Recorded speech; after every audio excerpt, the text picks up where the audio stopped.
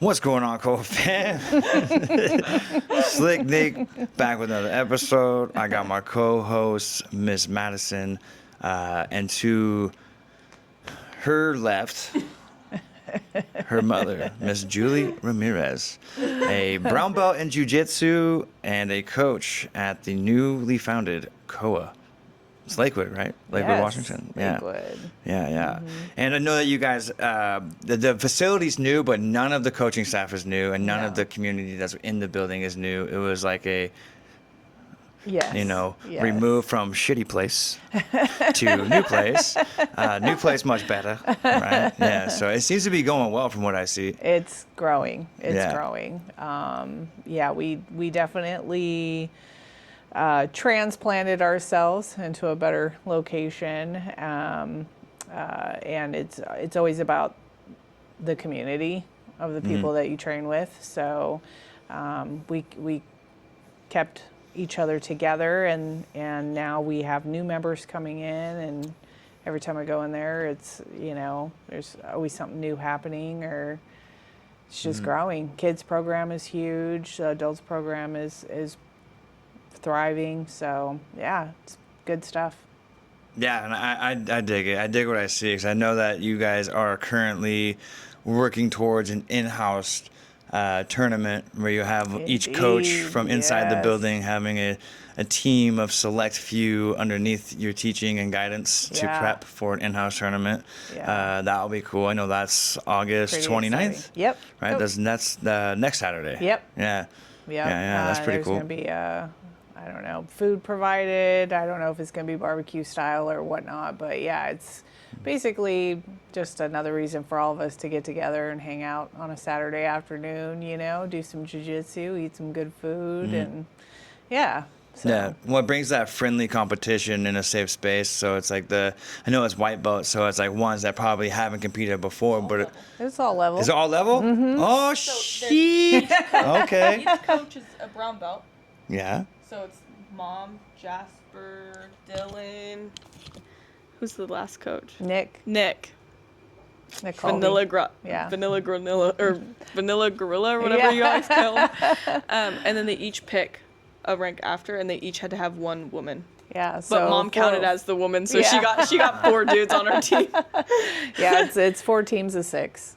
Okay. So and it's sub only. So and then basically the matchups.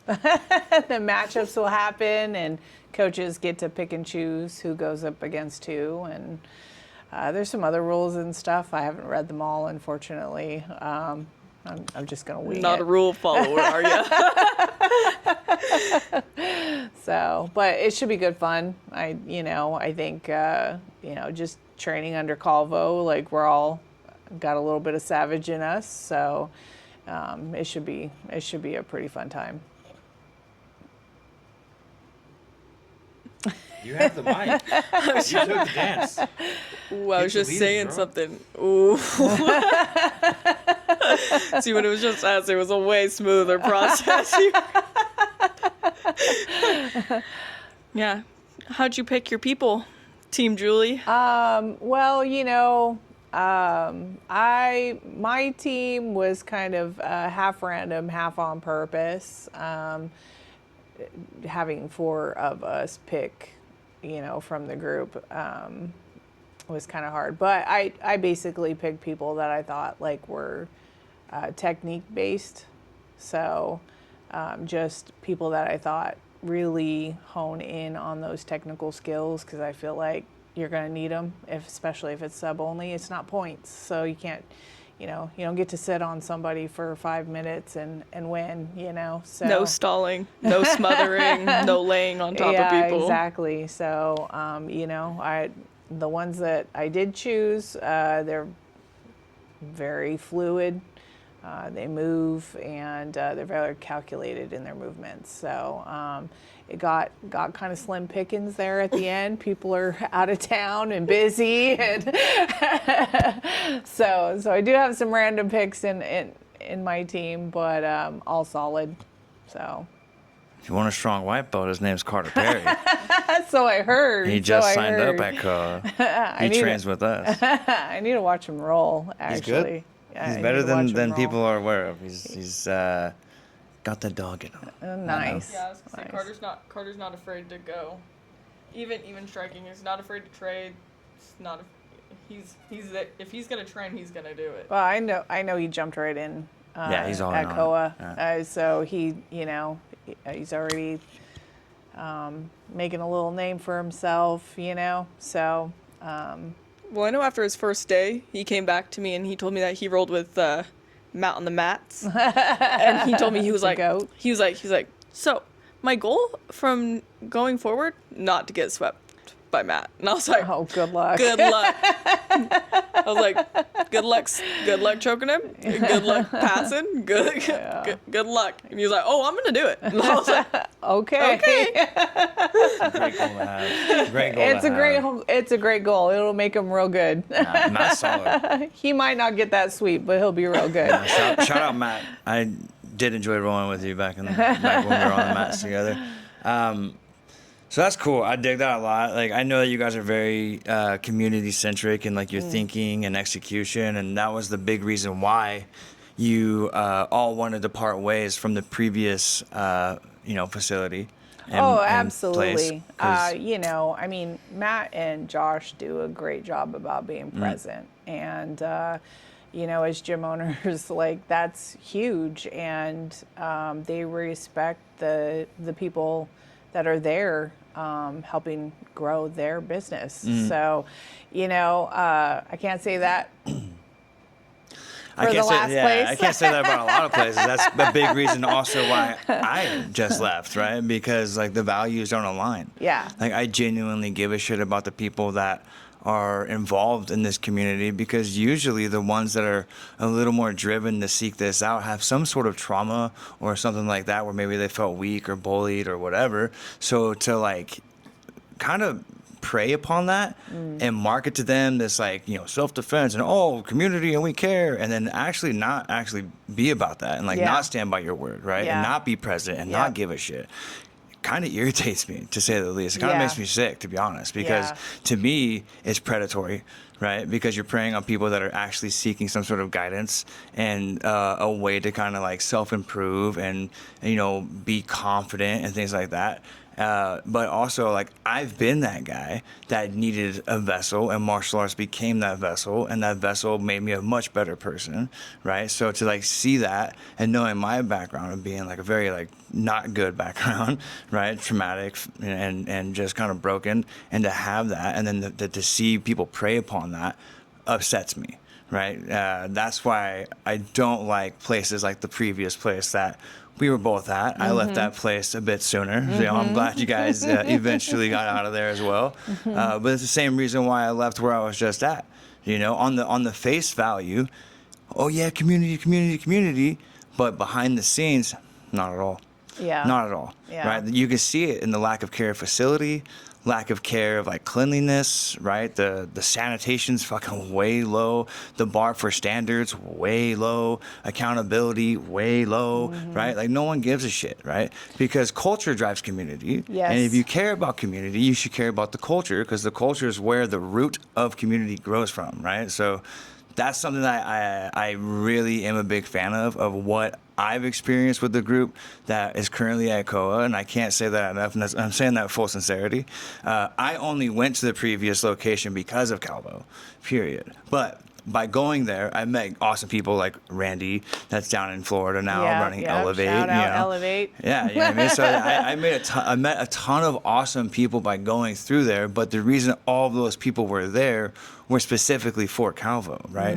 Not the label on the door. Correct. Right? So don't get that fucking confused, right? But, it's the same thing of what I was just dealing with, right? So it's like, you can see it now where it's like the class size went from fucking 25 to 40 people, now it's 3 or 4. Yep. Wise choice you made, right? And it's the same with the facility you guys just left, right? Yep. Because I was contacted about the facility that you left, and it was people that went to both of our classes before, and they were like, "Yeah, it's a ghost town."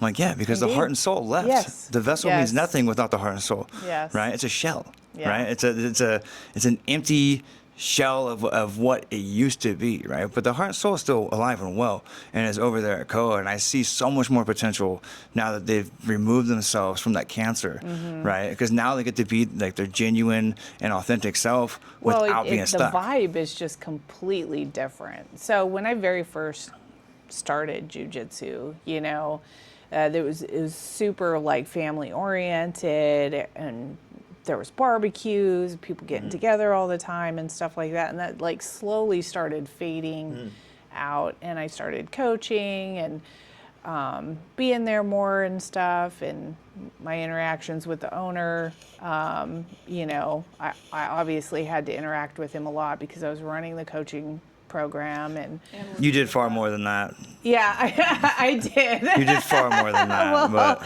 thank you. As Matt gave her a trophy for at our last coaches dinner, she got a trophy for being Miss Get Shit Done. So, but way more than just a kids coach.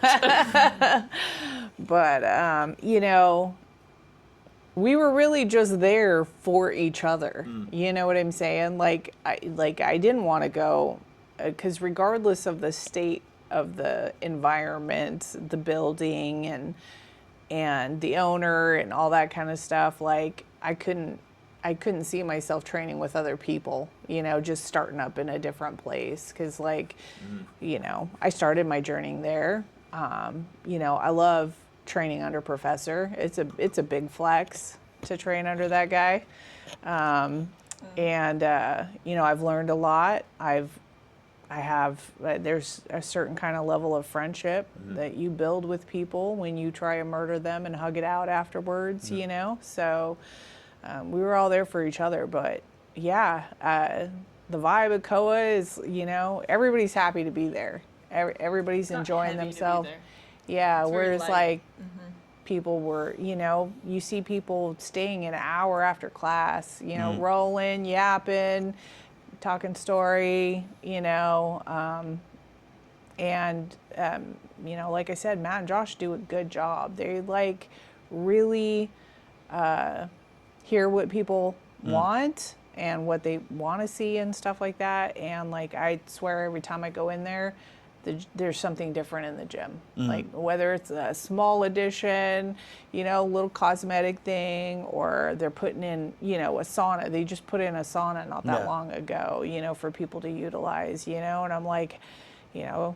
And it's not taking years to get No. done. It's taking No. like It's like days, maybe a couple No, weeks. Yeah. I mean, whereas yeah. like the last place, you know, like we wanted the mats replaced, and that was like a 2-year venture that never got done. So Yeah, and they were pretty wore out. yeah, Yeah. Like separating on that mat that we were training Oh on yeah, downstairs. fucking terrible, right? yes, Yeah, it's like the framework wouldn't have been done if I didn't go in there and do it myself, which is crazy because it's like a huge liability to have mats like separate, especially like these like tatami style mats, right? Because like you can catch a toe, break a toe.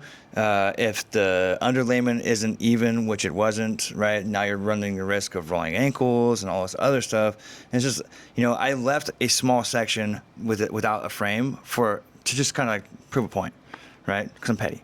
But pretty petty. pretty petty. I'm a petty Freddy. But Nope, you didn't know that. yeah, so I left that one side open just to kind of prove a point that like if I don't do it, it doesn't get done. And it's Yeah. like I'm not getting paid to do construction like that. And it's like the track system, like that wouldn't have been done, right? It's like we would have been a striking program without any sort of heavy bags, which is crazy, right? Yeah. That's crazy work. Like you need that. So you know that's kind of like the same issue that I was having at the other place, right? And that's why it's like to see a space that has the ability and like the passion is actually there. Absolutely. Right? It's Yeah. not a money grab thing. Yes. It's genuinely for community and being a third space where these people can Yes. come in and actually grow, learn, develop, and have that path of like self-discovery. Or if it's like, you know, trauma-based, like, right, then now you're in that path of recovery, right? And it's like, I know that provides endless value, not just on the mats. Like, it provides value in life in general. So to be able to see you guys remove yourself from what previously was a wet blanket to be in a position where you guys can flourish and grow is pretty awesome. Perfect. Right, I dig that a lot. I know you just recently had a birthday. I won't, divulge the number. Strong 25. No, Strong 25. No. I'm proud to be 50. I'm proud to be 50. I'm proud to be 50 and in the shape I'm in. And Yeah. I'm still young. Yeah, physically. yeah. So Well, you're active as shit. So that's something that. Thankfully, Rosie wouldn't get on the mats without mom. So Thankfully, almost 6 years ago, Rosie didn't want to get on the mats by herself. And Yeah. I wouldn't go. with that being said, right? It's like you just turned 50. It's been about a 6-year journey of you in the craft of jiu-jitsu, right? And I know that I've asked you personally, like, away from this stuff, but it's like, what was the driving factor of you wanting to get involved in the first place? Like, what was your why? My daughter. Fair. My daughter. I mean, Rosie is my youngest baby, and she, Sup, food? Got out my go. And I wanted the girls to do some sort of judo, jiu-jitsu, wrestling, something like that. I wanted them to do it. And especially, at the time, they were like 11, 12, 10, 11 or something like that. And, that preteen stage is like kind of iffy, for girls. They start getting phantom flows.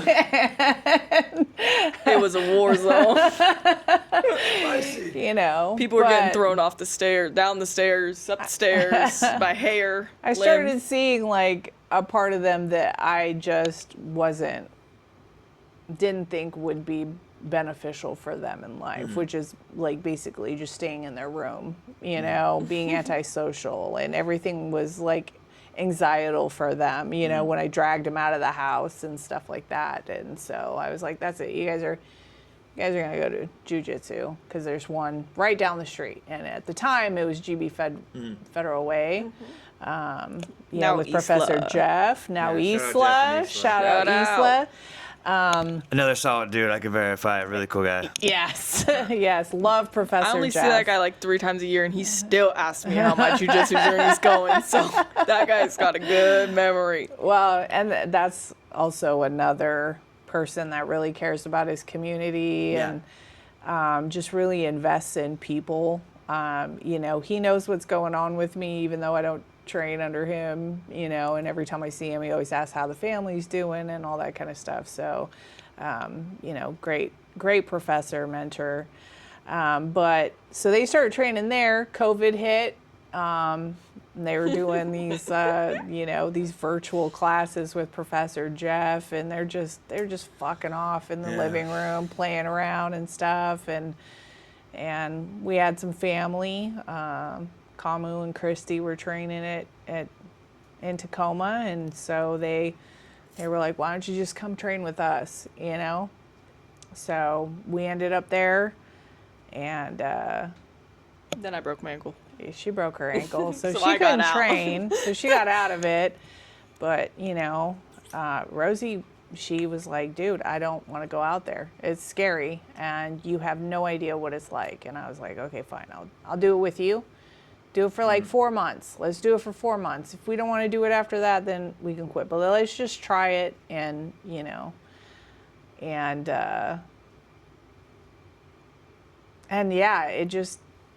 I just never stopped. I just never stopped. And I remember sitting on the edge of the mat, just being like, what am I doing here? I got this freaking gi on, and I see all these people warming up and stuff like that. And I'm like, dude, I don't even think if I want to be here, but I gotta prove something to my kid, know? So, Especially that one. She'll hold that over your head. so, but yeah, I started training and kept going, and it just never occurred to me to quit. It just, I never stopped going. It started becoming a family affair. We were all going, and You know, I got my blue belt, and Toons was like, I need your help coaching. And I'm like, I don't know what I'm doing. I can't coach these kids, you know. But yeah, so that was my motivation. Thanks, Rosie. No, it's a solid one. I dig that a lot. You know, it's the same thing with, like, obviously I got kids now. I'm trying to kind of lead by examples. I can't ask them to do something later on that they don't see me do myself. Right. You know, luckily for them, I'm obsessed. So you're gonna have to do it. Your children are obsessed themselves. Yeah, I don't know what you're talking about. Little man's about it. So, dude. Yeah. Anybody who knows Hana, just be like, Hana, go ninja dad. Go see what happens. Yeah, she'll do it. No, she used to yell ninja. Now she just sneak attacks. Warning. Yeah, just sneak attacks now. But she'll be quiet too. You'll just hear like her footsteps. You'll think she's being sweet and stuff, and then it's not. Like it's like a random calf kick. You're getting punched in the. It's just like not nice anymore. Yeah, it used to be dude. Cute. Now it's just violent. Like yeah, she's getting spicier by the day. I like it. I like it. I like spicy kids. Spicy. Yeah. I mean, obviously. Yeah, I like this one quite a bit. So, yeah. I mean, I like all of you quite a bit, to be honest. So, thank heavens I didn't like jujitsu, guys. but I definitely like, nudged this one heavily to get involved with the striking stuff when I was over there. Yeah. So, and I'm grateful for it. And yeah, now look at her. she, you know, I mean, this one, like, once she recovered from her ankle thing, she thought she was going to be, like, just being a bum. And I was like, oh, no, agreement's still in place. Like, you need to choose one, whether it's jujitsu or striking.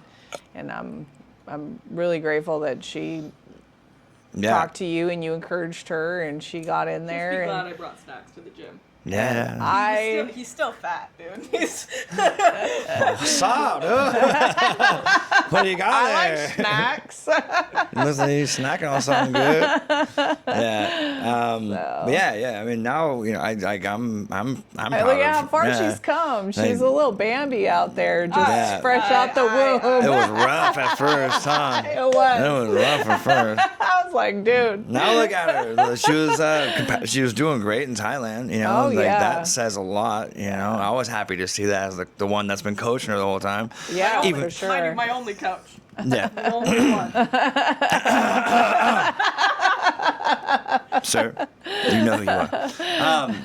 But There's multiple. there is multiple now. Huh? That's true. Didn't happen. But yeah, so like for me to see it, right? Because obviously I've invested heavily like time and knowledge and giving her like really sharp and building comprehension as much as possible. And now I see her like on her own accord, like film studying and doing things, and like, I'm proud to see it. But then to see her go out to Thailand and actually be able to like keep up, be competent, be confident, go through and not just like kind of go through the motions, but be all in on it, and then actually be able to perform well with girls that were from all over the world. That none of them were low level. So like. All over the world, they were all there representing national teams from whatever country they were coming from, and to see her be able to be, up to par with girls that were there that competing on that level was pretty cool. Like I'm pretty happy with that. Like one of the girls I did get an opportunity to spar with there, which there was not a lot of time to like get names and like be friendly in the moment, but I seen on Instagram she went and won gold at that tournament. And I was like, I looked at Nick and I was like, you know what? I don't even feel bad about it anymore. I don't even feel bad about the bruised rib. It's, you know what? You got it. Like that's, I looked at Nick and I was like, honestly, can't even be mad at myself. Yeah. Like, Well, and and my goal was never to have girls that were MMA fighters or, Right. you know what I mean, like champions or anything like that. But the result was like just their personality, just being molded and sculpted into this, beautiful, confident, self-assured sort of like young females. You know what I mean? Yeah, and both of them, and although went in two separate directions, you know, one jujitsu, one striking, have like, I mean, really like exceeded my expectations for what I wanted to happen when I very first got them signed up for this in the first place. Right. So. Yeah. I mean, I think it's great because, like you said, like now they get to walk around with like a level of confidence that they wouldn't previously have. They're not going to live in this like constant state of like anxiety and fear. Right. The self-awareness goes up. The awareness of the room goes up. Like all that stuff is pretty good things to have. Yes, and people notice and respect that. You know what I mean? I was like, say it kind of filters out the weak Yes. motherfuckers that are trying to like exactly. be barking up the wrong tree kind of deal, right? So Yes. that's a good thing too. Yeah. I mean, I can even say too, I mean, like, after you left the one place, I did go back to jiu-jitsu for a little bit. I got peer pressured by my mom. But, like, when I first started there, Calvo even says it now, and he said it to me and he said it to Mom. Like, I'm not, like, the same, like, little, like I used to be really quiet and, like, shy at jiu-jitsu, and I'm not like that anymore. Like, I'm very much, like, oh, yeah. I don't care. Calvo rolled with her Anybody. that long ago, and he was just like, man, she's like feisty. I like it, you know. She's not hesitant, and she's not timid and stuff like she used to be. She got a little fight in her, you know, and that's what I wanted for them, is to build that confidence for that. So yeah, I mean, I always strongly encourage that for your daughters, sisters, aunts. I mean, whatever. If you're a female, I concur. you need to get in it. Absolutely. Yeah. Speaking to that, you know, like beyond the value of those things that it provided for them, right, on your own personal journey, right? 'Cause I know that you've, been in accidents and you've had injuries and all this other stuff. You're a female, you're now 50, but you're very active despite all of those things that would have derailed most people, right? So just curious, what added values that we haven't hit on that you personally have experienced through your journey of martial arts? Oh man, it's really boils down to I can do hard shit. That's what it really boils down to. And when where most people crumble under that pressure, jiu-jitsu really taught me that I can find a way. And that accident really, like, I literally put me on my back for a long time, and was hard for me because I couldn't do anything. Like, I couldn't walk, I couldn't hang out. I couldn't sit in a chair. Like, I had to be like laying down in a bed and stuff. And the super eye opener is that, they kept prescribing me medication, and I was taking that medication, and I was just like on the clock, like waiting for the next time to take it because of the pain. And I woke up one day and I was just like, I can't be this person. Like, I cannot be this person. I'm losing time with my kids. I'm losing time bettering myself. And I just said, fuck it. And I got up, and the doctors told me not to do jiu-jitsu anymore. Right. And I started going on walks every day. I listened to Real AF, and Andy Frisella has this great program. It's called 75 Hard, and I just friggin' was like, I'm gonna do 75 Hard.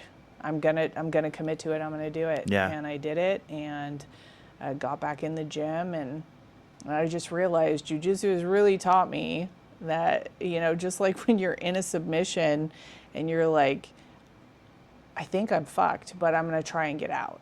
Right. It was the same situation, and it applies to everything, like my job, the kids, like, like, right. Like, you can work through it no matter how bad it seems, you know? Yeah, So yeah. that's super important for me. And the other thing is, you know, I learned that I'm capable of so much more than I thought I was able to. Yeah. So, you know, I won't say I'm an amazing jujitsu practitioner, but I do amaze myself at times. You know, of course, there's those days you go in there and you're rolling and you're like, wow, I really suck today. You know, That's the ebb and flow, right? It's gonna happen. But man, when you get something and you're able to execute it, you know, that little win means everything. It means more than anything in jiu-jitsu. So, and the confidence I have that I could protect my family and my friends at least long enough for people to get away or whatnot. So, Right. those are the things that are super important that I've taken away from that. Yeah, because a lot of people, this is something I talk about often, is like you see the physicality aspect, but what you don't see is the mental training that's going on. Like Yes. the dealing with adversity and pushing through scenarios that you normally would want to quit, right? Like Yes. that mind training is like so much worth the It reprograms your yeah, fight or flight. yeah, it's so much worth like the juice is worth the squeeze Yes. when it comes to that, right? Yes. Like just that component of it alone, I think is well worth your time and money to join any sort of gym that could provide genuine value, right? Yeah. Like careful where you go because Yeah. they're not Don't go to all, the McDonald's Right. of jiu-jitsu or striking. They're not all the same. So No, they're not.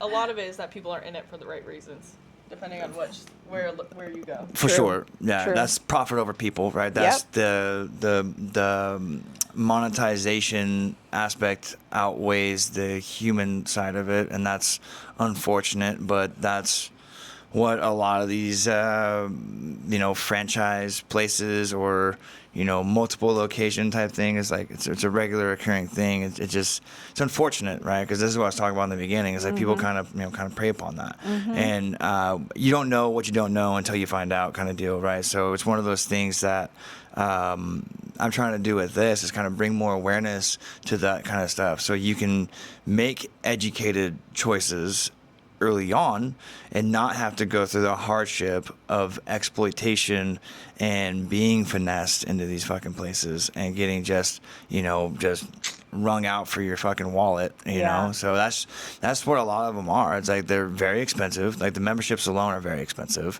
Then you see that they'll have like, oh, you can only wear this, and there's no sense of like autonomy to anyone. They all have to wear this like overpriced dog shit uniform that's not good, right? And then they have the other stuff that's like mediocre but even more expensive, right? And then if you're training multiple times a week, you need multiple sets to train in. So you're looking at like a fucking monopoly of just finessing people out of money, and that's just, to me, takes away from the experience. There shouldn't be so many barriers of entry for people to get involved with this. Yes. Right? There should be less barriers of entries to allow access to something that genuinely provides value to people, right? Especially if your culture is based for community, right? Yes. So if you're going to advertise about being so about community, probably should fucking live by it, right? And not just finesse people out of their hard-earned money. I said it a million times over the years that everybody's here for each other. Yeah. Like it's not the name, Right. it's not the building, it's not the location. There were people that were driving from all over to come to our gym. Yeah. I mean, that's how it is with this one. Yeah. Yeah. I mean, yeah, of course, and same at Koa. I mean, that commute is longer for me, but Yeah. I'm still going. Yeah. I'm still training. Yeah. And it's like the membership keeps the space available for community, That's what it is. It's like the gym dues in that sense right there. It's like the gym dues there isn't to line someone's wallet. The gym dues there is to keep the facility open and have that space available so they can continue to grow and perpetuate the growth of the art and the community through the culture that you've already established, right? Yeah. So that is something that I fully support, and that's why I thought it'd be kind of cool to get you in here and kind of talk about it. So people know, like, there is places that provide value, and they're there for the right reasons, and they're not there to just finesse you, and they're not gonna misguide you or take advantage of you or manipulate you or use and abuse you, right? Well, So, and there's something special about the owner being there and caring about. That's with you. yeah, rolling with you. Yes. Yeah. They're And- both consistently either coaching a class, coaching a kid's class, on the mats training with you, rolling with you, giving you tips. Like, They connect with everybody that comes in there. You Yeah, know what I I mean, mean, that They were says doing it something. before they were owners. Exactly. You know, they did this. Exactly. Like, I can say this for a fact, and because I personally have experienced and seen it. They did this shit for free before they made $1. Exactly. So for Exactly. that, and it's like that's why I'm saying, like, they're there for the right reasons, and that's the kind of gym that you should support. That's the Yes. one that you want to go to. Yes.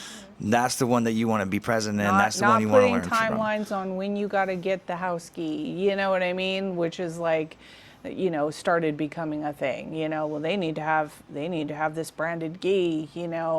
Right. Once they sign a membership, and I mean, it's just like all the things that was going on in the other place. I was just like, man, like, you have no idea. Once one person leaves, we're all going Yeah. together. It's just that simple, Absolutely. So, It happened. and Finally. fuck around and find out, I Yeah, guess. 100%. Yeah. So, That's what it is, man. And, I do agree with the uniform. If you're doing like a traditional art, I think having the uniform, especially if you're competing, is good, right? Yeah. Because like if you're doing like a traditional craft and you're doing a traditional art, like you should follow tradition, right? And that tradition is uniform. So like having uniform is good, right? And to be honest, like I think it looks more clean in general. Oh, for Right? As sure. far as like presentation and professionalism, I Yes. think it looks good. Because like there's some people where it's like they don't take care of their gear, they don't take care of their equipment, and they just look like rough, I don't Yeah. want to say anything too offensive, but I'll just say they just look rough, they look like maybe I don't want to roll with that kind of guy, like a walking infestation it's of. actually really filtered for him. For me, yeah, that's super filtered. But there was people that I've seen where they literally I could smell them from across the mat, and we're like 20 man. 20 That's feet the apart, worst. right? And it's like you don't clean your gear. That's insane to me. And then like I've seen people like wring out rash guards and kind of just throw them on the floor, and then I've seen some shit, and then put them right back on later and train with the man. same thing. And I'm like, Oh, that's man. fucking foul to me. Yeah, That's it was gross. So gross. Any sort of skin infestation, that is 100% patient zero. I mean, I can honestly say, and back that up as well, but I can honestly say, like, I've seen rash guards there one night, because, we were there all day. I'd see rash guard there one night. It'd be there in the same spot. We'd go to train. The rash guard would be gone. It'd be fun. And it'd be on somebody. Yeah. Because I'll say, like, even at the previous location, I know for a fact, like, if anyone left something behind, you threw it in the wash with all of 100%. everyone else's shit. Yes. Yeah, like I know that like even if someone else didn't clean it, you still cleaned it. So like that wasn't available at some other places, right? But Yeah. but that's what I'm saying as far as like the general care, right? That the general care of just presentation of self and community, right? That's the importance of like having like the sanitation side of it, but also like the uniform, right? It's just the professional look of it. You guys look like you care, right? And to me, if you look like you care, you're gonna act like you care. You're gonna be taken like you care. But if you look like you don't give a shit about yourself, like you're not going to be 100%. taken seriously. Yeah. You know what I mean? And it's like, I think it's important to be taken. And nobody wants to No. partner with you. Hell no. No, thank you. You're hard pressed to find a partner. Pass. I mean, you can look at COA's facility and see that they act like, I guess because I also do train there every once in a while, but like the people there, the members there, like everybody genuinely cares. Yeah. That's Like, right. it's not. It's Oh, not we just, got we got moms watering the plants. You know Yeah, what I mean? yeah. Like I like just like the little things that I see on a regular Shit. basis. You know. Our shit looked like a fucking homeless camp, and I hated it. You Hated didn't it. like the holes in the wall Hated and the it. mismatched paint. You didn't Oh like my that, God. I mean, you know. or the mats falling apart. You didn't like that. No. Oh. Dude, like, Oh, my bad. I honestly, like, there was so much going on that, like, a simple request of it, like, standard and accountability shouldn't be outlandish, but it sure felt like it was outlandish. Yeah. Right? Like, Yeah. I'm the one tripping for trying to have standard and accountability, right? That's like for personality Standard and is the characteristic, key. but it's also for a facility, right? Like, this facility looks like you don't give a shit, like, and that's a big issue to me because I genuinely give a shit about craft and I give a shit about the community. Well, you and- are your environment. So Exactly, if right? you So it's- have a shitty, sloppy, dirty place, Mm-hmm. nobody is going to take the love and care to help keep it that, you know, at a clean standard. So everybody's going to throw their stuff all over the floor and not Yeah. pick up after themselves and, you know, give a shit about garbage or Yeah. whatever, I mean, you know? like, little shit of like kick shields, right? Don't even. I don't, clean those don't. before and after use. Okay, but I wasn't the only one that used these things. I Right. stopped using these things because I started seeing like old dried blood on these kick shields, and it was fucking gross. Oh, You know what I mean? I'm like, that's gross. Like, dude, That's like even like disgusting. that, like little stuff like that, or just having random things just flung all over the place and not caring about the tie pad straps falling off. just in general, just a lack of care of anything. Right? Battery died. I don't know what I did with my extra batteries. I think I might have left them somewhere in Bangkok, which is unfortunate, but it is what it is, and we are moving on. Okay. I don't know if you could have. Ooh, the Nisa. They might have been at Nisa. Okay. Maddie got distracted when packing up her hotel room, and I left my like scalp massager thing that I had there. I left that, and they asked me if I wanted it, but I was so like irritated with having to pack all my stuff already that I was just like, no. So I feel like they would have said something. Especially, and at the Capitol, they packed all of our snacks that were in the mini fridge that we were going to leave. Yep. Anyways. I think I did something fucking So I retarded. think- I don't know. I did something retarded. You know, we weren't sleeping much when we were in Bangkok because of the jet lag and all that shit. So it is what it is. I'll get new ones. But moving on, we're gonna wrap this up real quick and just do a quick little closure. You know, I think we were just talking about just general care of facility and community and actually living by your word. You know, I think that's a huge red flag or green flag, right? Depending on which side of the spectrum you are there, right? Indeed. And big thumbs up to COA and Yes. the community over there. I know Matt is super solid. You know, good sense of humor, good dad, always present, always caring. I saw him put countless amounts of time into, you know, Absolutely. maintaining a building that wasn't even his, Yep. and you know, coming out of pocket for things that he didn't necessarily couldn't need to come out of pocket for, but just cared enough for the people in the building to do it. So I'm happy to see that they're finally in a position where it's like they're not doing it for the wrong people anymore. Yeah. So that's solid. I know, you know, Carter Perry's over there now, you know, one of the students I work with and have been working with for a couple of years. So he's a good addition to COA. So enjoy that. He's a good, solid kid. He's about to turn 18 at the end of the month. So Oh, okay. Yeah, I Yeah. was I think wondering. he turns 18 like literally this week. yeah, I think it is He this was week. supposed to turn 18 like he was complaining about how this was going to be his last like fight or whatever like before he turned 18. Then he was like, "Well, guess what? Now I'm screwed." Yeah. You'll be all right, Carter. I got you, bro. Don't you worry. So I know you got a solid community over there. I'm happy to see it. I definitely need to come down. I'm thinking about coming down just to kind of watch and support the in-house tourney. Yes. So I think that'd be kind of cool. That's gonna be fun. That's gonna be a fun I one. hope I somehow get that day off.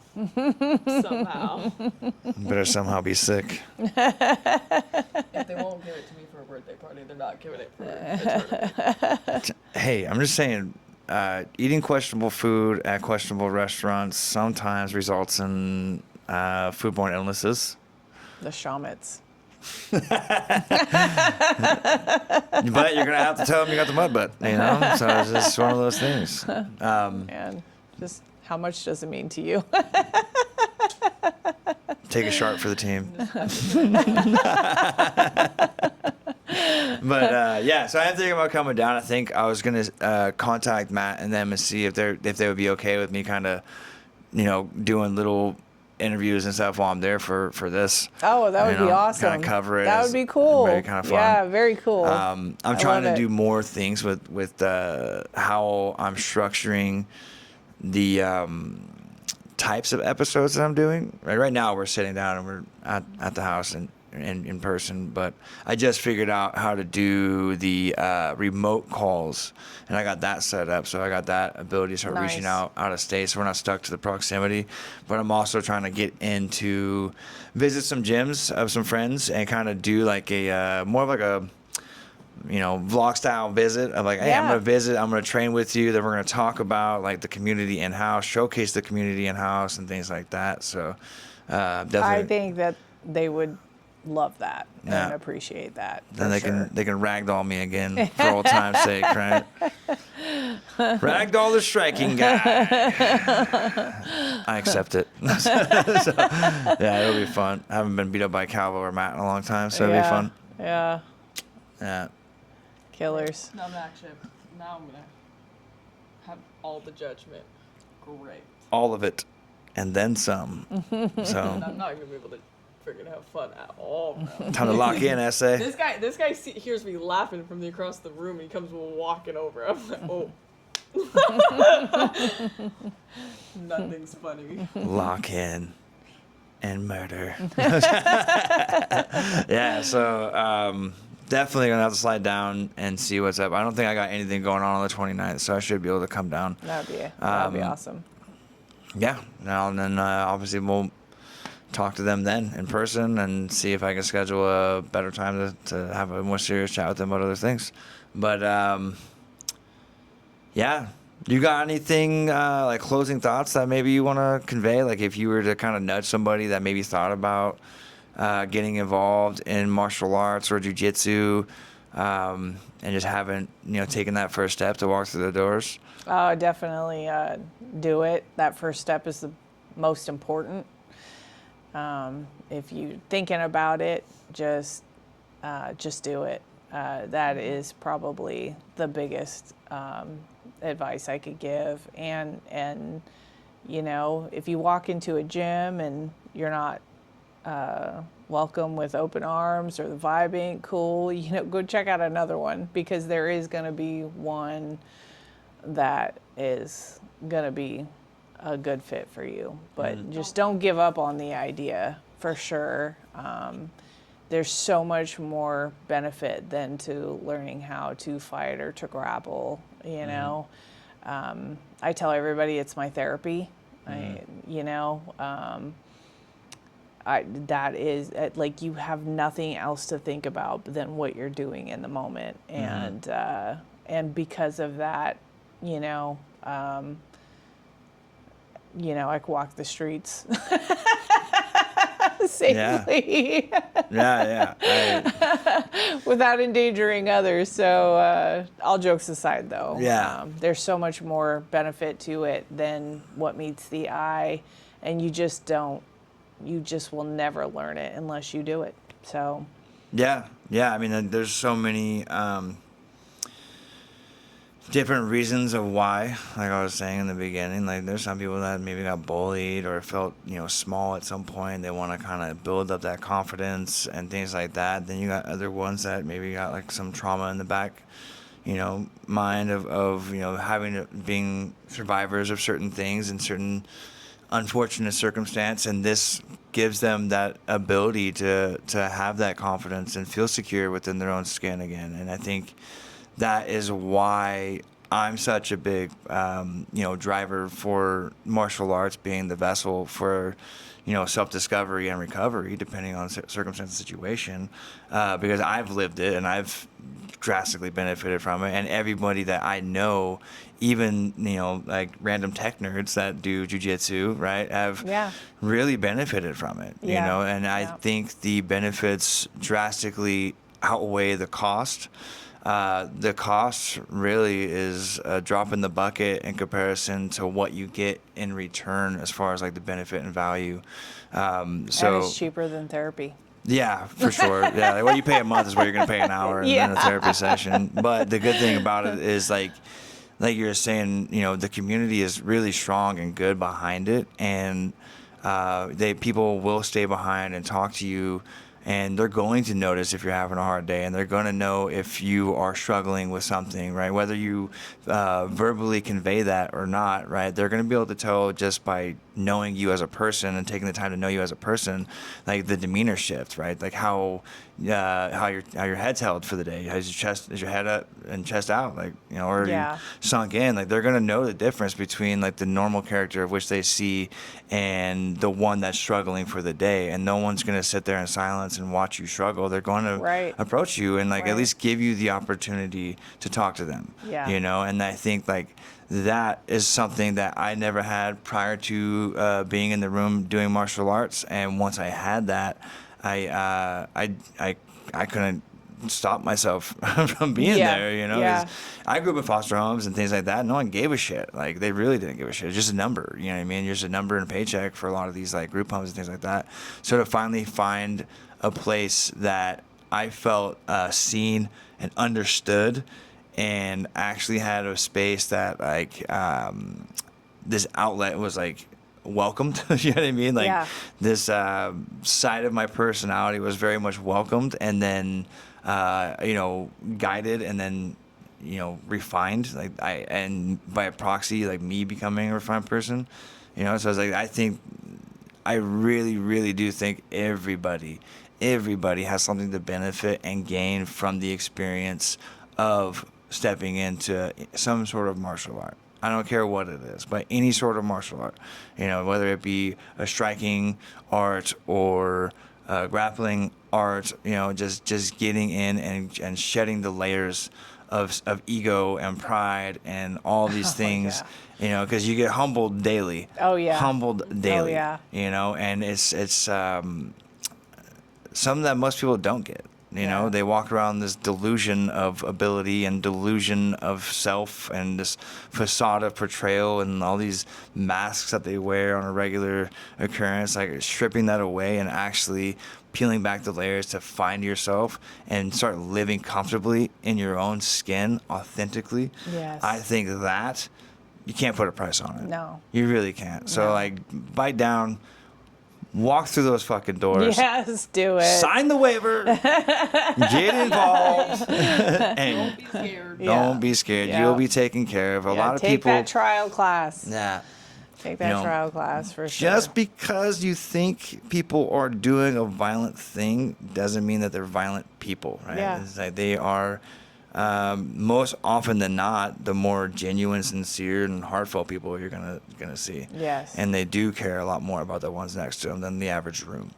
Yeah. I And a quote the other day. It was literally like putting your kids like in sports like this make them less violent.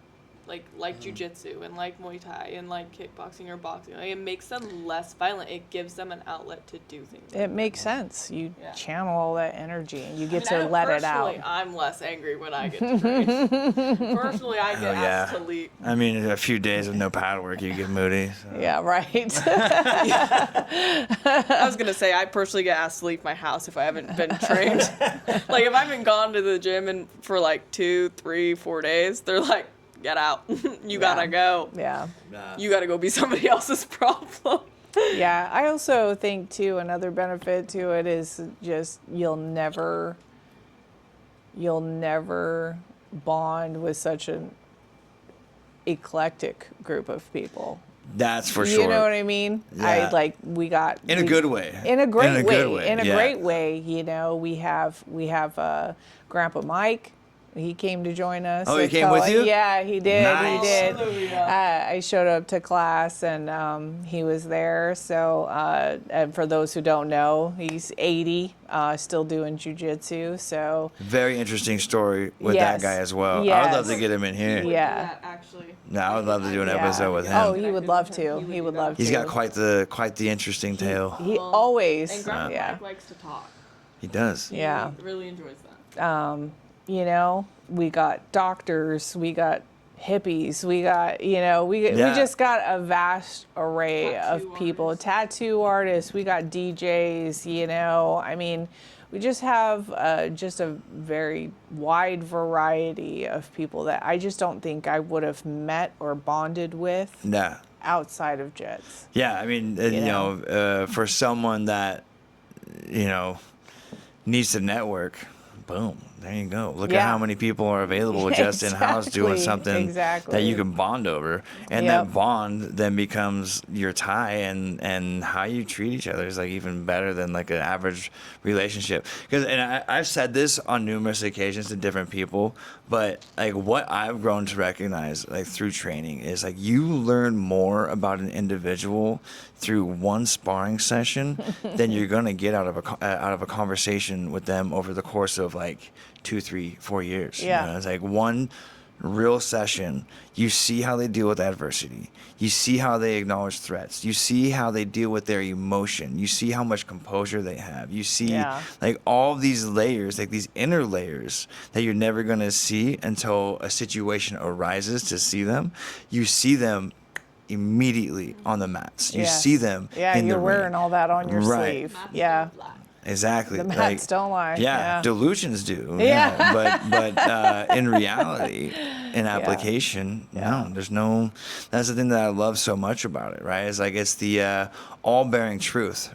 It strips all of the nonsense away, and that's why I was really drawn in after getting involved with it. I was like, dude, like all these guys that walk around with this like false bravado, fucking, I'm a fucking tough guy, and then they're in here getting mangled by someone that's like 140-pound fucking female. Those are my favorite. Yeah, it's like, especially like, because our old gym was off of Bridgeport, and it was near the base, so we got a lot of military people that thought that their PT was good enough for them to be competitive with guys that trained to fight all day, and I'm like, it's not even close, and it definitely like brought people some awareness, and they definitely woke up to some things, which was good because the right ones stick it out. And they grow, and they benefit, and they evolve. But then the ones that are there for the wrong reasons, they kind of just naturally fade out. Yeah, fade out, right? If you're in there for ego, and you're in there for pride, or you're in there to try to fight everybody, like you're gonna get humbled way harder than the guy that comes in that's friendly, eager to learn, already have a sense of humility and stuff like that. So yeah, well, when your ego's up here, that's a far fall when you get humbled. If you're just kind of like right here, that fall's not going to feel too bad. So I mean, even at the last gym, we were just at. I mean, we had people like that who'd come in. They're like, "Oh, I want to fight. We'd be like, "Okay, let's go test it." And they did not want to fight. No. Once like training got serious, it's like they don't understand what it actually entails. Even in sparring, though, even if the training was hard, like those hard like Thai pad days, like those were rough, and then we'd go spar. They didn't want it. They didn't want it that bad. Yeah. Well, I mean, I think one of the great selling points of our old gym was having Madison and Rosie there and just handing grown men's asses to themselves, and All the time. they were just like All day long. and they'd just be like, we're signing up because your daughter, and then I'd tell them how old they were. Yeah, I'm over here getting beat up by a high school girl. What the Yeah, I for sure want to sign up yeah. because I can't have that, so. Yeah. For sure. I'm excited to see the new space because I have yet to be there. So I'm excited to get in there and kind of see the space in person. That'll be cool. It'll be cool to see Matt and CALVO again. CALVO will be there on the 29th, right? Yeah, I'm assuming. Yes. I hope so. Yeah, I'm hoping so. Yeah. I'm assuming. I actually didn't ask, but I assume that he would be. Yeah. Yeah, I hope so. Yeah, I haven't seen him in a long time, so it'd be cool to see him and say what's up in person. That's what I thought. Now I'm back at trying. Now he's trying to get me to go to JITS like 3 days a week. So careful. I would join. Once he gets you, you're in there. Yeah, I'm telling you, if like this other thing works out, I'll be there. Sweet. So will everyone else that's here. Wait. You'll love you guys it. might actually get promoted. Ooh, on the same day, Nick? That's actually really funny because me and Nick keep getting promoted like within like 2 days of each other. Like he'll text me, he's like, "Oh, I got a stripe," and I'm like, 3 days later, I'm like, "Oh, me too." He's like, "Oh, I got another one," and I'm like, "Oh, 2 striper too? Me too. Keep trying. Maybe next year, buddy." One day. White belt It's for life, overrated. I say. Maybe if you go 3 days in a row, you'll get one.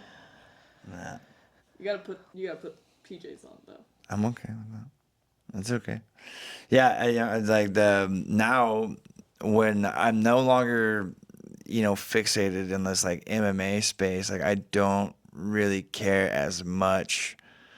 Like before, I really cared because I really just wanted to be like, I only saw the direct correlation between no-gi and MMA because there's nothing to grab onto. But the more that I trained with CALVO, the more I started to like the gi because I could see the passion of what he had in the gi. But I saw the overlap and I saw how one complemented the other. Mm-hmm. But that was all due to CALVO. Like before I thought it was whack, you know what I mean? But after like training with CALVO, I see like the interest and I see like the passion and that is what changed my personal perspective on jiu-jitsu and gi. And, I talk shit still because I still like to just talk shit for fun. But, I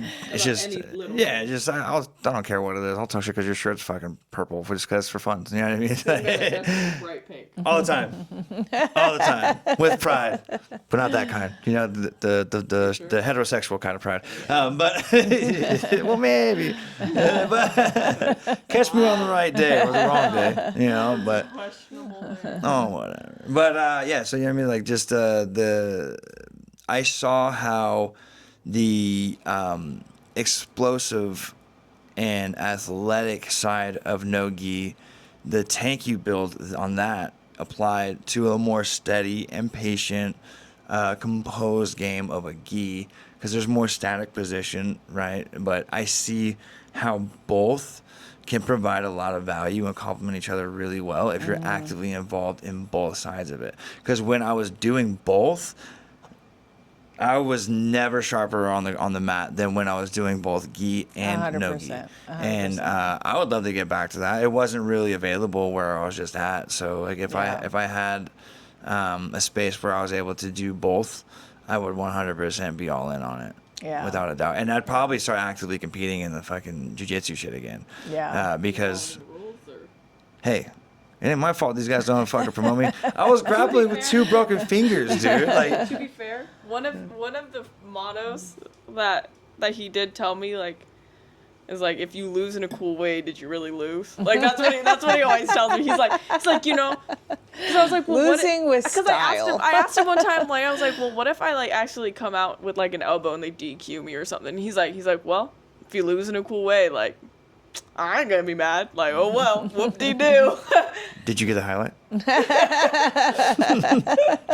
We're good. Yeah. So I mean, I would 100% like actively get involved and fully lean in if I was able to get in somewhere again. Yeah, and I mean, I got to toot Professor's horn here a little bit because I've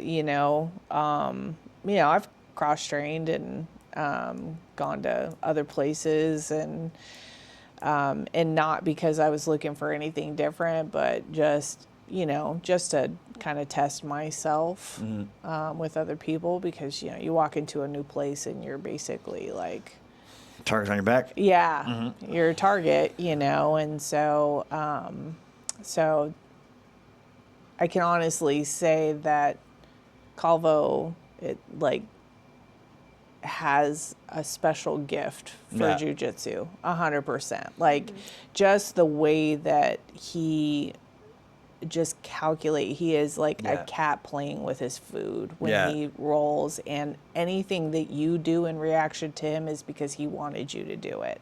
Yeah. So, and I really admire that. It's an inspiration, and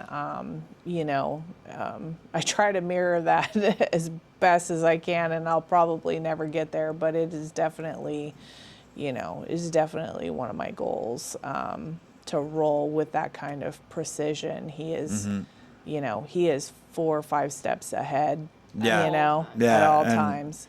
Yeah, So- I mean, I think that is highlighted in the ability of the ones that compete underneath his tutelage. Yeah, I yeah. think, like I said again, like the time that I was training consistently, like I never felt more prepared for whatever situation I was going to deal with on the mat or in like a grappling scenario. And that's I don't say that just to blow smoke up his ass, right? I'm not ego stroking, right? But I'm just being honest with that. And like I haven't been able to find somewhere in proximity of where I've been, whether I've been up in Seattle or now I'm in the Renton area. I have not been anywhere that has facilitated the same level of care, detail, and preparation than with CALVO. I think Yeah. with him though it's different. It's not just like a sport or an activity that he does. Like it's like a real passion, and you can see it. Especially like we were talking about this when we first got to Koba. Is like you can see like the energy even with CALVO alone is different. Like you can tell like he has fun. Like he's laughing. Like even when we're just like going through like the movements that we're supposed to be doing or the drill that we're doing, like the way he explains it, like you can tell like he has like a true genuine passion for jiu-jitsu. Well, and he's got that freedom now. Yeah, You know what I mean? Yeah. Yeah, No. So he's got that curriculum. freedom. This is, It's like- Yeah, that's another reason. That's what I was gonna say next. Is like I say all these things when he was under the shackles of the previous, banner. This curriculum that he like had to kind of teach, right? And now that he's free, he has full range to teach whatever, however, whenever he wants. Yeah. And that, plus the passion I know he has, excites me. Yes. That's why I'm like, Yes. dude, based on, Knowledge. yeah, as I say, like based on everything that I know about the community in house, and the head professor, Josh CALVO, dude, like I can't think of another place that I would recommend as highly and as high regard as Koa currently. Nice. So- Thank you. And I Thank like you. the new swag you got here. Hey, This is dope. Yeah. You've seen it on Instagram. The too, purple but one, they got a Yeah. black, white, purple. Yeah, I'm kind of they swaggy. look. We might do pink, but we don't do Ooh. pink, but we might do purple. Put me down for one of those pink ones. I'll take it. Josh, I'm an A0 long. But that purple one speaks to me. I've been talking about getting another gi. Might be purple. Yeah. Oh, we did geese? I saw hoodies. No, it's a gi. No, it was hoodies that they posted, but I thought I saw a purple gi but they today. they are thinking about releasing doing the black, white, and purple. So Black, white, and purple. yeah. What about so. black, white, and pink? I don't know. That might be an exclusive. Sorry if I'm spilling the beans, but that's what I heard. Every once in a while when I get on the mat, I'm the only one because I just got my pink by Colt gi all the time. Yeah. That's the only one I got. That's the only one that fits me. Mine's still in the wrapper. I haven't even fucking busted it out. I haven't even wore it. Oh, it's great. Yeah. So I mean, Love my kind of seeing just CALVO and kind of in this space, You know, I was, one of my training partners were sitting there and he's teaching something, and I was like, you know, I leaned towards him and I was like, Calvo's been holding out on us, because he was teaching just some cool stuff, you know, and he really, you know, I believe was held back in that. For sure. So Yeah. it's nice to I be can tell you, like, in if this I space. was held back, I know for a fact he was held back by Yeah. the fucking shackles of like the banner and the curriculum, and then also the fucking ownership of the gym, right? Yeah. Like, there was a lot going on over there that you know, and I'm not trying to like speak out of turn here, but I don't know how he did it for as long as he did, other than the fact of like giving a shit about the community that was in house. Yeah. He did it That's for the us. only I mean, thing that I could see, because like, dude, like when you're genuinely passionate about something, having someone not show any sort of respect to the craft fucking eats away at you. Yeah. Like it ate away at me so bad that like I walked away. You know, like technically I'm unemployed now. I'm an unemployed fucking person now, because like I stand on principle and value, and I refuse to let someone shit on what I genuinely love. Like I will protect what I love, whether it be people or fucking passion and craft. Like I'm going to protect what I love. Point blank simple, right? If you're gonna fucking shit on it, then I'm gonna tell you to go fuck yourself. Like I don't care like what dollar amount you want to throw at me, I'm gonna decline. Okay, because like what I care about holds more value than a monetary amount, right? Because time and wisdom is paid for with sweat and blood in something like this, and no amount, and tears, And tears, yeah. and literally like no amount of monetization can equate to that. Yeah, Right. So yeah. it's like I can give you my time, knowledge, wisdom, and guidance, and you can never give it back. You give me money, I can give you money back. Yeah. You know what I mean? So right. it's like the most valuable thing, the most precious commodity in anyone's life is that time allocation, right? So to allocate that time to genuinely like pour into everyone else around you, right? That says a lot about someone's character. And like I see that in Josh. That's why I got nothing but respect for him, right? Like so Professor Josh CALVO, I got nothing but respect for him. Yeah. He does it out of genuine care, because Yes. he genuinely loves what he does. Yes. You know, and another thing that I really like about him is the fact that he has done MMA. You know, he has an extensive MMA background on top of it, but his passion is the gi. You know, and that's dope, because you don't often see that. You know, you got guys that, you know, maybe they've dabbled in some MMA, but they didn't have like a high level career doing it, right? And like he competed at a pretty high level. Yeah. You know, Yeah. so that's pretty dope. And it's like if there is anybody that is interested in training jiu-jitsu, he has the ability to convey contextually the subtle difference and nuance adaptation that he would apply from a gi perspective to an MMA perspective. Not just a no-gi perspective, but an MMA perspective. Because the no-gi and MMA are vastly different as well. Because there's levels that you don't got to worry about in a no-gi situation. You're not worried about strikes. You know what I mean? You're not worried about cage being pinned to a cage. You know what I mean? Like little things like that you have no experience of, right? It's difficult to speak to because it's all theoretical. But with him, it's applied.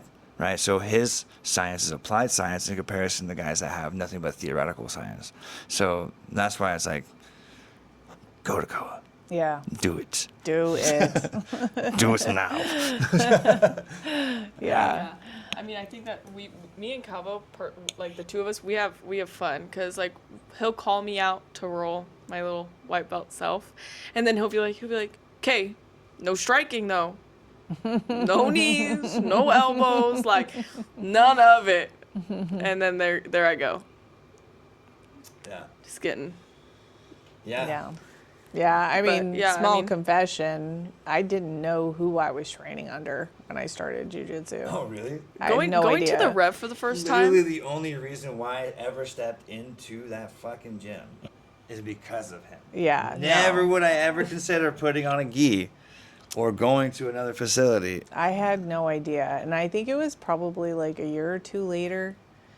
We went to the rev for the first time. No, it wasn't even the rev. I was at somebody's fight. I think one of your guys was fighting or something. and everybody was making a big deal because I was wearing my Professor CALVO sweatshirt, and everybody Yeah. was making a big deal about me training under him. And I was like, walked into the class on Monday, and I was like, Professor, did you know you're a big deal? Because I didn't know. And he was like, oh, no, because he's a humble guy, but He'll never admit it. Killer Josh Calvo. I've seen the other side. But yeah, and then but after that day, I started like looking up videos and stuff like that, and I was like, holy crap! A violent fella. Yeah. I think like as a family too, like we sat on the couch, like we did this to you too. I hope you know that. But we sat on the couch and we watched like everything on YouTube, and I was sitting there looking at Mom that we could find, and I was like, I don't know, like he is a big deal. And then you were next. We had to witness like all these flashy things that you're always talking about. Feral psychosis. Yeah. So The yeah. Amish beard. That's my small confession. It's a little Yeah. embarrassing because everybody, Yeah. I'm sure went there for him, but I had no idea. Yeah, I mean, I stayed there for him for sure. yeah, but- I mean, a lot of people aren't aware of this, but I was one of the first people at the Tacoma location before they switched locations. Oh yeah. Like, yeah. when it was small. In the OG building. Yeah. When it was small and brand new, and Alini was running it. Shout out Oh, Alini. yeah, She's yeah. dope as fuck. I fuck with Alini. So like, she was about it. She gave a shit about community. She still does. Like, she's still doing her thing, but just away from the wrong place, right? So good for her too. But yeah, like I was going there and I was paying drop-in fees like every day that I was going there. And I was going, I think originally I was just going to go once a week, but the more that I trained with Calvo, it became like twice a week, 3 times a week. And I'm like, fuck, dude, now I'm in this like predicament where I'm actually starting to like grappling more than the striking at the time. Because like I was like actually, because like at the point, that happened, like I was kind of at this like plateau of growth with who I was, with, because I wasn't getting like added attention at the time, because the attention was elsewhere. Other people, or there might be coaches that like just didn't really have much else to kind of guide me through, right? So I had to outsource, and I caught wind that a new location was opening, and the head professor had MMA experience, and I'm looking into him like, oh, dude, this guy could fucking whoop my ass. Like, that's where I want to fucking be. You know what I mean? I don't. Hallelujah. Yeah. Found the one. Yeah, you know what I mean? Sign me up. Like, my goal is to find the ones that could beat my ass and actually teach me, right? Because like what I don't want is these guys that actually don't have fight experience, Right. and you're literally speaking from theory. You're speaking from, because look, I'm gonna be real. A gentle taekwondo tournament or a gentle karate tournament is not the same as a very violent sport like MMA or Muay Thai, right? Those are very different sports. Like, you're getting fucking elbowed in your fucking face, right? There's a reason why my nose points that way, and it's not from a gentle day. Yeah. So, Right. you know what I mean? After watching like real Muay Thai in Thailand, I looked at Nick and I was like, dude, you're right. It's different. I'll stick to that K1 kickboxing. Yeah, it's different. It's very different. Like, the more you get into like the deeper, depths of it, like, it gets very difficult and very violent, very fast. And if you're not ready for that, and it's like, I don't want to be led by someone that hasn't experienced this. Like, Yeah. when my coach is looking more nervous than me when I'm making the walk, there's a problem, right? Because like, I'm not nervous because I know that I did what I needed to do for preparation. Now, there's always nerves, but what I'm saying is, like, I'm not letting nerves like dictate my emotion in the arena, right? Like, those nerves are present, but what's the difference between nervous and excitement? Right. Perspective, Yeah. right? Oh, I'm fucking live right now, right? And then I got guys next to me like, I'm like, bro, it's going to be fine. You know what I mean? Like, Yeah. I've put in the work. I'm not in here fucking half ready to do this shit. You know what I mean? So, but, you know, to know that someone's actually been in the fire, like, that's the guy that I want to train with. That's the guy that I'm going to value what you're telling me, because what you're telling me is wisdom and not, you know, misguided theory. Right. You know, and then that's the bigger thing that I think a lot of people overlook, is not taking the time to understand who's actually teaching you. Yeah. Right? Because now I'll say this, like, you don't have to be the absolute best fighter to be a really good coach. That's for sure. Right? Yeah. Because there's guys that are really good at fighting and complete dog shit at coaching. Like, they do not know how to coach. They don't know how to juggle personalities. They don't know how to, like, convey contextually. It's like they do something that feels kind of natural for them. It's like, oh, I just do it like this.